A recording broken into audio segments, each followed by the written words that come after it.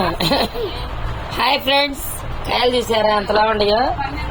పండిన జాకాయలు పడిన కాక ఇదో తీయాలి. కాయలు చూసారా ఎలా ఉండే? ఈ కాయలు ఎంత రేటు పడతాయి ఒక అని చెప్పండి నాకు.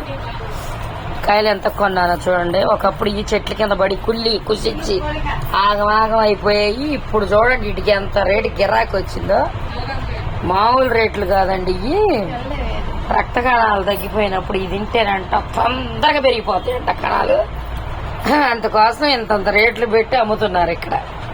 కాయ ఎంత చెప్పండి, కాయలు ఎంత పడతాయో, నేను ఎంతకు తీసుకున్నానో కామెంట్ చేయండి.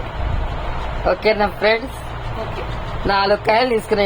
ఇల్లంపట కాబట్టి ఇంత రేటు. ఏ కాయలు మార్కెట్లో పోతే ఇంకొక రేటు వచ్చింది. బేరం అడగట్లో నెంబర్ 1 నేను. మామూలుగా అడగను రేట్లు అయితే. నేను చూడండి 4 కాయలు తీసుకున్నా. 4 కాయలు ఇచ్చారు. ఒకప్పుడు చిన్న ఇది పోతుంది. సరే సరే సరే